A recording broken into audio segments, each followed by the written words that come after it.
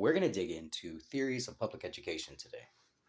Here we have a quote attributed to John Dewey, the father of the public education system. I can't find a single quote confirming that he said this, and it definitely does not match some of the other statements that he's made pertaining to people's freedom and liberty. But what I can tell you is that most people do not bother studying how complicated this particular historical figure is. Most people don't know that he actually advocated for an active interventionist government to solve modern social problems, since he saw the state as a necessary tool or mechanism to manage unintended consequences of social action.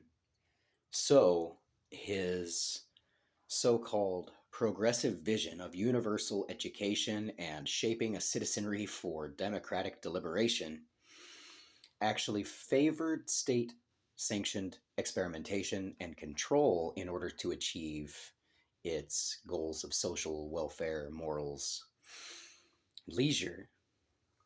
Believing that classical liberalism's focus on individual rights against the state was outdated for this modern, complex industrial age in which we live, as well as criticizing the separation of powers doctrine of the United States Constitution and other parts of the United States Constitution, but particularly concerning should be the separation of powers doctrine, considering that is our system of checks and balances, which keeps executive, judicial, and legislative branches separate and distinct from one another.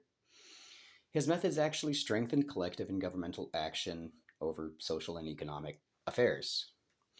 We already have a word for that. It's called statism or stateism. He merely called it democracy as a way of life. Of course, he doesn't even understand that public means government.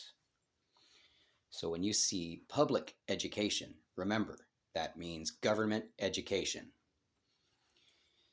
That, my friends, is why you have private individuals and groups versus public, general populace, and government. Know your law.